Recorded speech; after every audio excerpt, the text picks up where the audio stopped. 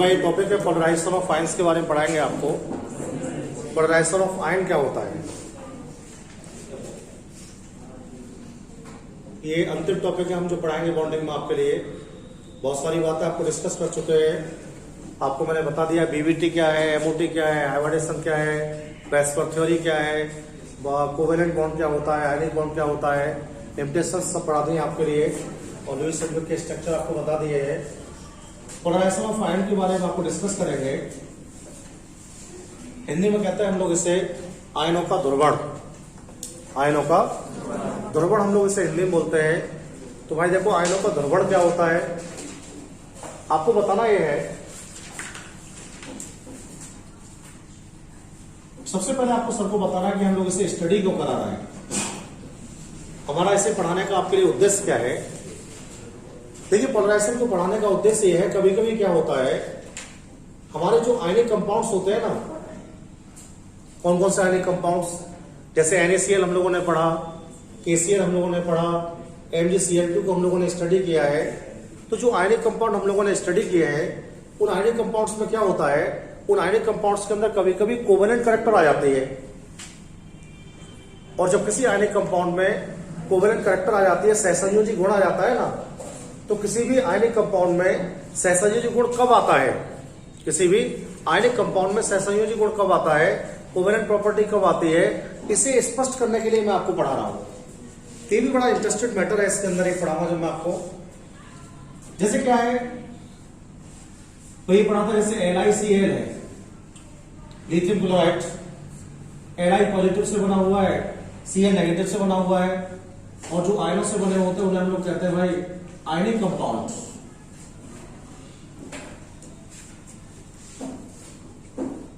Ionic compound की property आपने पढ़ी। आयनिक कंपाउंड की प्रॉपर्टी में आपने पढ़ा कि जितने भी आयनिक कंपाउंड्स होते हैं वो सारे के सारे आयनिक कंपाउंड सॉलिड फॉर्म के अंदर प्रेजेंट होते हैं, सभी आयनिक कंपाउंड सॉलिड होते हैं। दूसरा आपने पढ़ा कि आयनिक कंपाउंड वाटर सॉल्युबल होते हैं। तीसरा आपने पढ़ा आयनिक कंपाउंड के जो MPPP होते हैं वो ऑलवेज हाई होते हैं। लेकिन सबसे इंपॉर्टेंट बात यहां पर यह है कि जो आयनिक कंपाउंड्स आप पढ़ के आए, कभी कभी क्या होता है उन कंपाउंड्स के MPPP लो हो जाते हैं, वो पानी में घुलते नहीं है, कम घुलते हैं, वो पानी में घुलते नहीं है, कम उनकी सॉल्युबिलिटी हो जाती है। और क्या होता है कभी कभी वो जो है मेल्टिंग पॉइंट को चेंज करने लगते हैं। तो उनकी प्रॉपर्टी क्या होती है, किसी कंपाउंड की जो प्रॉपर्टी बदल जाती है, यानी उसकी प्रॉपर्टी आयनिक फॉर्म से ट्रांसफर होकर किसमें चली जाती है, कोवेलेंट फॉर्म में चली जाती है। तो हम लोग क्या करते हैं, पोलराइजेशन को स्टडी करते हैं। ये सब जो होता है पोलराइजेशन की वजह से होता है। एक्चुअल में होता क्या है, जैसे हमारे पास Na है, 281 होता है, और बेटे Cl हमारे पास है 287, बेटे मेटल हुआ करता था, बेटे नॉन मेटल हुआ करता था।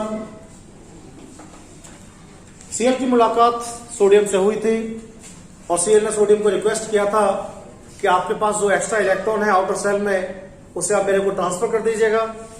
और जैसे आप इसे इलेक्ट्रॉन ट्रांसफर करेंगे तो आपके आउटर सेल में भी इलेक्ट्रॉन का नंबर 8 हो जाएगा और मेरे पास भी 8 हो जाएगा। बहुत जल्दबाजी में डिसीजन हुआ और सोडियम ने अपना इलेक्ट्रॉन Cl को ट्रांसफर कर दिया। इससे इन दोनों के बीच में आयनिक बॉन्ड जनरेट हो गई। यही हुआ था ना, इन दोनों के बीच में आयनिक बॉन्ड आ गया। और जैसे इन दोनों के बीच में आयनिक बॉन्ड आया सर, तो आयनिक बॉन्ड के आने के बाद क्या हुआ, सोडियम की साइज घट गई, क्योंकि इलेक्ट्रॉन गया था सोडियम से। जिनसे इलेक्ट्रॉन जाता है ना बेटे, उनका साइज कम होता है, और जिनमें इलेक्ट्रॉन एंट्री करता है उनका साइज क्या होता है, बढ़ता है। सोडियम ने Cl को इलेक्ट्रॉन तो ट्रांसफर किया, लेकिन इलेक्ट्रॉन ट्रांसफर करने के बाद सोडियम ने बताया कि उसका साइज कम हो गया है, और जो उससे इलेक्ट्रॉन ले गया है उसका साइज ज्यादा हो गया है। सोडियम ने कहा इलेक्ट्रॉन वापस करिएगा। इलेक्ट्रॉन जाने के बाद साइज घटा है हमारा, हम इसे दोबारा रिटर्न करना चाह रहे हैं। तो उसने क्या काम किया, Cl से इलेक्ट्रॉन रिटर्न करने को बोला, Cl ने बताया रूल्स के अकॉर्डिंग आया है, ऐसे वापस नहीं जाएगा। तो आपने देखा होगा कोई व्यक्ति आपसे कर्ज ले लेता है और कर्ज लेने के बाद आपको नहीं देता है, तो भाई क्या प्रतिक्रिया होती है उसकी? जब आप उसके घर जाते हैं तो कहता है कि भाई आओ चाय पियो, आप बैठिएगा। आप समझिए आज आपका पैसा नहीं मिलेगा, चाय पिलाई जा रही है घर, तो इसका मतलब है कोई नया वादा जो है आपको मिलने वाला 100%। और अगर पैसा देना होगा तो आपको तुरंत मिल जाएगा, और नहीं देना होगा तो क्या कहेगा आपसे? उल्टी बात करेगा, मैं आपको लेके कोई भाग रहा हूं पैसे, भाई कोई समस्या हो रही है आपको बताइए। तो आप क्या कहते हैं फिर उससे? वो कहते हैं पैसे या तो टाइम पे दे देना या तेरा मुंह तोड़ दूंगा मैं। तो यहां पर भी ठीक ऐसे ही होने वाला है भाई। सोडियम बार बार इससे इलेक्ट्रॉन को गेन करने की कोशिश कर रहा है, मांग रहा है कि जो इलेक्ट्रॉन तूने मेरा ले लिया है उस इलेक्ट्रॉन को रिटर्न कर, लेकिन Cl बता रहा है कि इलेक्ट्रॉन अब वापस नहीं जाएगा। और जब कोई पॉजिटिव आयन अपने इलेक्ट्रॉन को रिटर्न करने के लिए नेगेटिव आयन पर बार बार अटैक करता है, तो बार बार अटैक करने से क्या होता है? उसकी जो इलेक्ट्रॉन क्लाउड होती है या उसकी जो शेप होती है उस शेप के लिए डिफॉर्म कर देता है। डिफॉर्म का मतलब होता है विकृत कर देता है, टेढ़ा मेढ़ा। और जब कोई पॉजिटिव आयन किसी नेगेटिव आयन से इलेक्ट्रॉन को वापस करते समय उस नेगेटिव आयन की शेप को डिफॉर्म कर देता है, तो पॉजिटिव आयन की तरह नेगेटिव आयन के इलेक्ट्रॉन क्लाउड मतलब बाहरी वातावरण, इलेक्ट्रॉन बादल कह सकते हैं आप उसके लिए, जहां इलेक्ट्रॉन पाए जाते हैं, जहां ऑर्बिटल्स होते हैं, इलेक्ट्रॉन क्लाउड को डिफॉर्म करने की जो प्रोसेस होती है, इलेक्ट्रॉन क्लाउड को डिफॉर्म करने की जो प्रोसेस होती है उसे हम लोग कहते हैं बेटा पोलराइजेशन ऑफ आयन। बहुत सीधी बात। जब कोई धनायन किसी ऋणायन से अपने इलेक्ट्रॉन को वापस मांगेगा, जब कोई धनायन ऋणायन से अपने इलेक्ट्रॉन को वापस मांगेगा तो ऋणायन उसका इलेक्ट्रॉन नहीं देगा। ऋणायन जब उसका इलेक्ट्रॉन नहीं देगा तो पॉजिटिव आयन उसकी शेप को, उसकी आकृति को कर देगा, डिफॉर्म कर देगा। क्या कर देगा? डिफॉर्म का मतलब होता है विकृत कर देना, विकृत कर देना, टेढ़ा मेढ़ा कर देना, डिफॉर्म कर देगा। और जब कोई पॉजिटिव आयन किसी नेगेटिव आयन की शेप को डिफॉर्म कर देता है तो क्या कहते हैं इसे? आयनों का ध्रुवण। आयनों का ध्रुवण कहते हैं, हिंदी में कहते हैं आयनों का ध्रुवण और अंग्रेजी में कहते हैं पोलराइजेशन ऑफ आयन। जिन कंपाउंड में पोलराइजेशन हो जाएगा, जिन कंपाउंड्स में पोलराइजेशन हो जाएगा उन कंपाउंड्स में आयनिक लक्षणों की जगह, आयनिक कैरेक्टर की जगह कोवेलेंट लक्षण आ जाएंगे। और जिनमें पोलराइजेशन नहीं होगा उनमें लक्षण कैसे रहेंगे? आयनिक ही रहेंगे। अब दो बातें ध्यान रखनी है आपको। देखिए, अगर आपका पॉजिटिव आयन छोटा है, ध्यान दीजिएगा मेरी बात पर आप लोग बेटे, जैसे जैसे आपके पॉजिटिव आयन का साइज कम होता जाएगा, जैसे जैसे आपके पॉजिटिव आयन का साइज कम होता जाएगा, इसकी पोलराइजेशन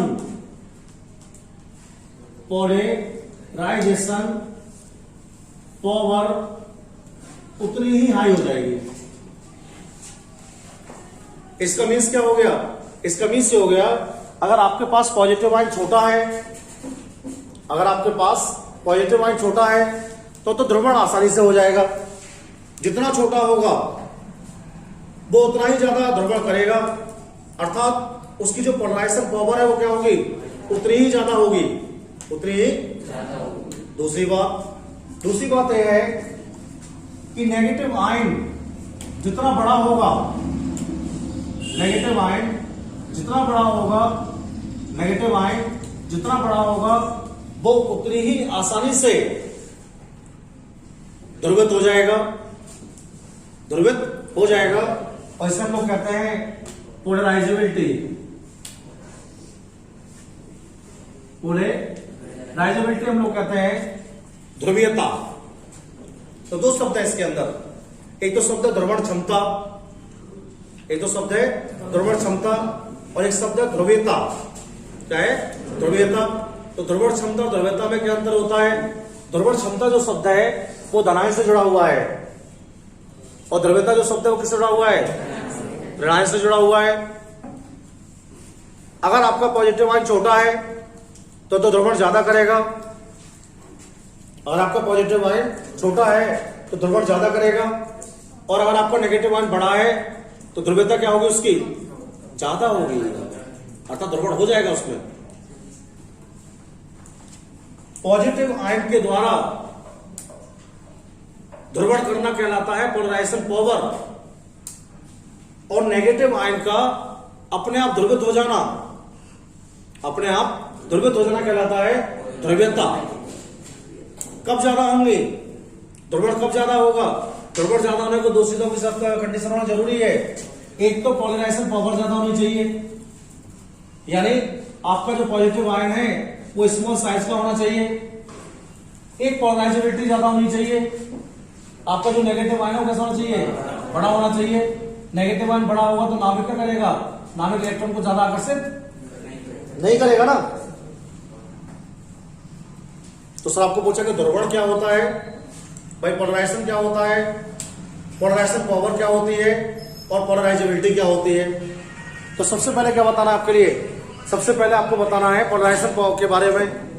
आपको बताना है सर आयनिक कंपाउंड्स को मैंने स्टडी किया है, और जिन आयनिक कंपाउंड्स को मैंने स्टडी किया है उन आयनिक कंपाउंड्स में पॉजिटिव आयन इलेक्ट्रॉन डोनेट करते हैं और नेगेटिव आयन इलेक्ट्रॉन लेते हैं।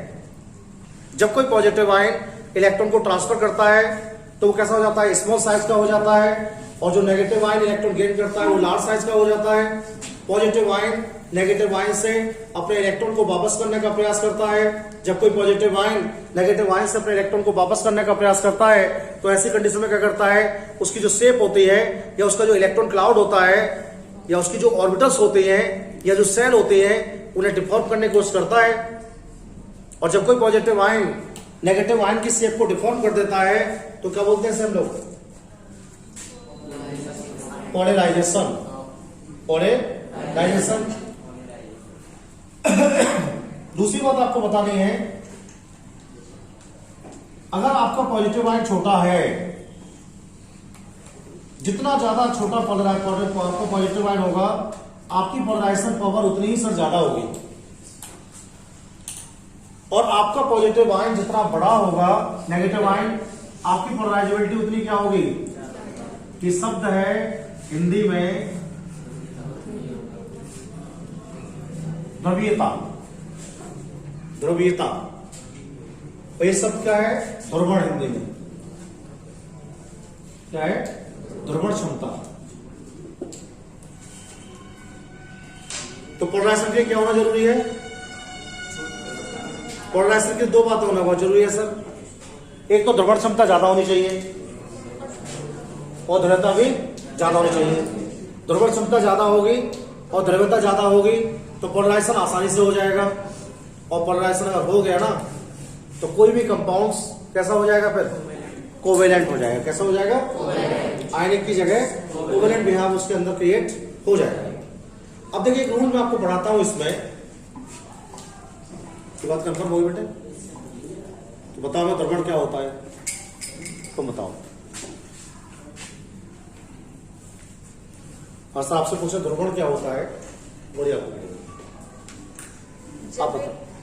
धनायन नेगेटिव आयन को अपना एक चार्ज देता है, वो एक ध्रुवण में ही आता है।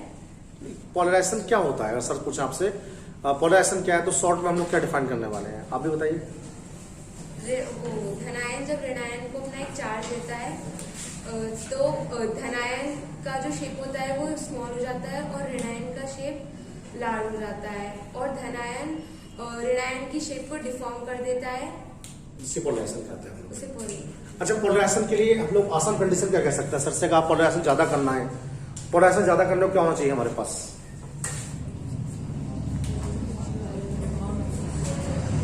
जैसे मैं बोला पोलराइजेशन ज्यादा करना है हमें, पोलराइजेशन ज्यादा करना बताओ पोलराइजेशन ज्यादा करने के लिए नहीं पूछा कंडीशंस क्या उसके लिए भाई? अगर हम पोलराइजेशन बढ़ाना तो कंडीशन क्या हो सकती है? हाँ राइट, एक पॉजिटिव आयन क्या होना चाहिए? छोटा होना चाहिए, नेक्स्ट क्या होना चाहिए, बड़ा होना चाहिए, बैठ जाइए, आपको सही बता रहे हैं, ठीक है। अब देखिएगा आप लोग 3 बातों को फॉलो करेंगे। फजांस के रूल में आपको बता रहा हूं, लास्ट टाइम ये पढ़ेंगे हम लोग इसके लिए।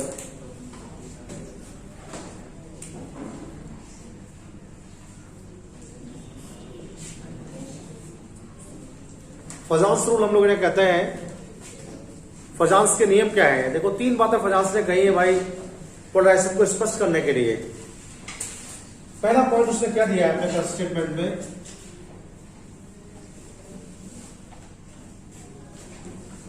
उसने कहा जैसे ये एन है और ये एन पॉजिटिव है, ये एन डबल पॉजिटिव है और ये एन ट्रिपल पॉजिटिव है, तो बताओ इन तीनों में चारों में सबसे अच्छा ध्रुवण कौन सा करेगा, एन ट्रिपल पॉजिटिव। तो फजांस की पहली स्टेटमेंट यही थी बेटे, उसने कहा जैसे जैसे पॉजिटिव चार्ज बढ़ता जाएगा, जैसे जैसे पॉजिटिव चार्ज बढ़ता जाएगा, पॉजिटिव चार्ज बढ़ने पर आयन की ध्रुवण क्षमता भी सदैव बढ़ती जाएगी। जब किसी आयन पर पॉजिटिव चार्ज बढ़ेगा तो क्या होगा, वो छोटा होगा ना। फजांस ने यही कहा जैसे जैसे पॉजिटिव चार्ज बढ़ता जाएगा आयन की साइज क्या होती जाएगी, स्मॉल होती जाएगी, और आयन की साइज जब स्मॉल होती जाएगी तो ध्रुवण क्या होता जाएगा, बढ़ता जाएगा। दूसरी बात क्या कही उसने, रूल नंबर 2 उसने बोला जैसे हमारे पास लिखा हुआ है सर नाइट्रोजन नाइट्रोजन नाइट्रोजन और नाइट्रोजन, उसने कहा अगर नेगेटिव चार्ज बढ़ेगा, अगर नेगेटिव चार्ज बढ़ेगा तो ध्रुवीयता भी क्या होगी, बढ़ेगी। तो पॉजिटिव चार्ज बढ़ने पर क्या होगा, पॉजिटिव चार्ज बढ़ने पर जो पोलराइजेशन पावर है ये हाई हो जाएगी, और अगर आपके पास नेगेटिव चार्ज बढ़ता है तो क्या हो जाएगा, पोलराइजेबिलिटी हाई हो जाएगी। तो पोलराइजेशन पावर किसके समानुपाती होती है, प्रोपोर्शनल होती है धनायन के चार्ज के, धनायन के, और पोलराइजेबिलिटी किसके समानुपाती होती है, ऋणायन के चार्ज के। तीसरी बात क्या बताई उसने, रूल नंबर 3 उसने बताया अगर हमारे पास ये कैसा है NH2NP6 है, इसे हम लोग बोलते हैं स्टेबल इलेक्ट्रॉनिक कॉन्फ़िगरेशन, भाई स्थायी विन्यास है। ये कैसा विन्यास है, स्थायी विन्यास है। और मैंने लिखा आपके लिए NH2NP2, ये कैसा विन्यास है, अस्थायी विन्यास है। उसने कहा जिसके पास विन्यास अस्थायी है उनमें तो ध्रुवण संभव है, जिनके पास विन्यास अस्थायी है उनमें ध्रुवण संभव है, लेकिन जिनमें विन्यास स्थायी है उनमें ध्रुवण संभव नहीं है। समझ में आ गई बात। अब मैं एक सिंपल एग्जांपल आपको समझाता हूं। देखो पहले आप समझ लीजिए क्या कहा मैंने आपसे, हम लोग को समझ में आ गया फजांस का पहला नियम क्या था। फजांस का पहला नियम था किसी भी धनायन की जब वृद्धि होगी धनायन की, तो धनायन की वृद्धि होने पर क्या होगा, पोलराइजेशन पावर बढ़ेगी। उसने कहा ऋणायन की वृद्धि जब होगी तो पोलराइजेबिलिटी बढ़ेगी। तीसरा उसने बताया अगर आपके पास विन्यास अस्थायी है तो आप ध्रुवण आसानी से कर सकते हैं, और विन्यास अगर आपके पास स्थायी है तो ध्रुवण आसानी से। देखो 6 और 2 8 इलेक्ट्रॉन है इसके अंदर, है ना, 8 वाला स्थायी होता है, बताया था आपके लिए अभी। और ये कैसा है, 4 ही है इसमें, कितने 4 ही है इसके अंदर, तो ये कैसा है, अस्थायी है। तो अस्थायी वालों में ध्रुवण जल्दी से हो जाएगा। तो कुछ सवाल बताता हूं समझ जाएंगे आप देखो। आपको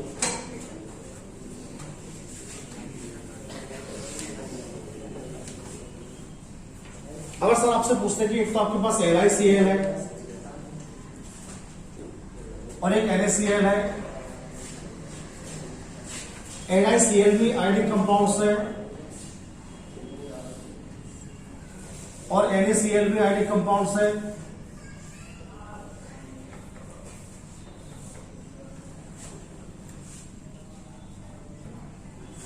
सर ने पूछा इन दोनों में किसका मेल्टिंग पॉइंट कम या ज्यादा होगा,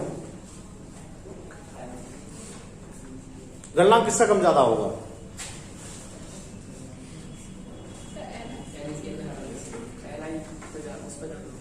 ध्यान से पूछो क्वेश्चन। क्या पूछा आपसे क्वेश्चन? भाई आपसे पूछा गया है, एक तो LiCl आपके पास है, एक NaCl आपके पास है,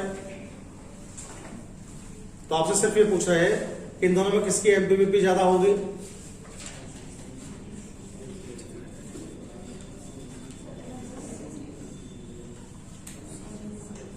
देखो नेगेटिव आयन जो लिखा हुआ है दोनों कंपाउंड्स में वो बराबर साइज का है। इसमें भी Cl नेगेटिव है, इसमें भी Cl नेगेटिव है। अगर मेल्टिंग पॉइंट के बारे में आपसे पूछा जा रहा है तो सर को आप कंसीडर कर सकते हैं कि सर यहां पर जो Li है ना पॉजिटिव, वो छोटे साइज वाला है,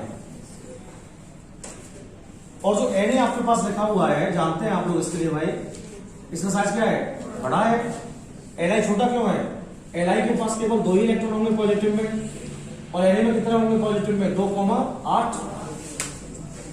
तो इसमें तो एक ही कोष होगा केवल, इसमें 2 कोष होंगे। तो आपको बताना है सर Cl तो दोनों में सेम है, लेकिन Ni यहां पर छोटा है, और जब पॉजिटिव आयन छोटा होता है क्या करता है वो नेगेटिव आयन का ध्रुवण कर देता है। क्या कर देता है?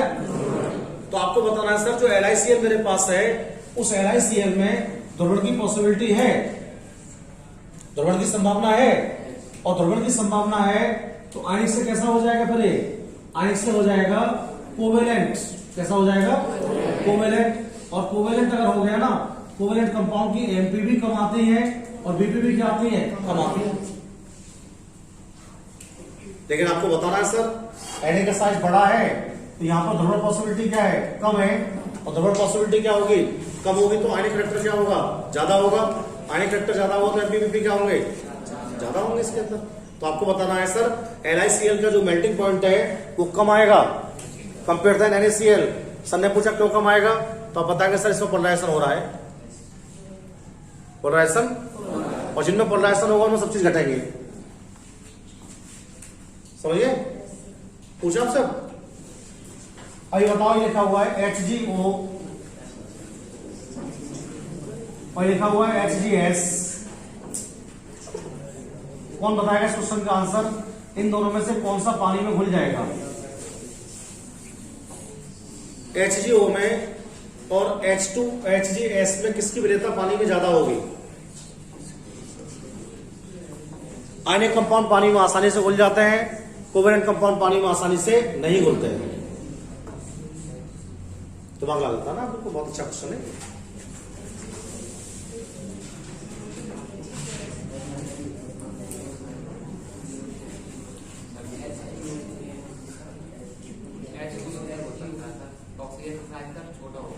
राइट। तो किसमें पोलराइजेशन हो जाएगा? सल्फर वाले में होगा या ऑक्सीजन वाले में? पोलराइजेशन सल्फर वाले में होगा। राइट, एकदम। आपको बताना है Hg तो दोनों में सेम है, कोई मरकरी इसमें भी डबल पॉजिटिव है, मरकरी इसमें भी डबल पॉजिटिव है। और हमें देखनी है पोलराइजेबिलिटी।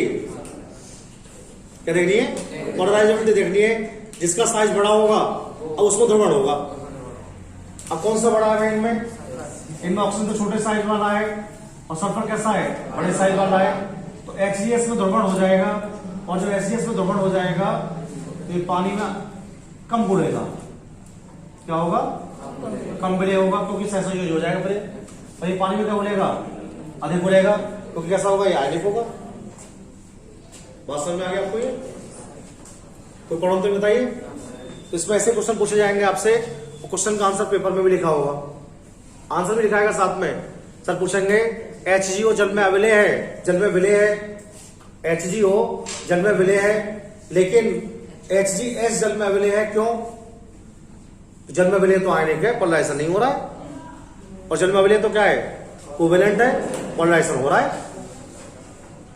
समझ में आ गई मेरी बात आपको? तो ठीक है भाई, इतने पढ़ाते हैं, कल बात करेंगे आपसे।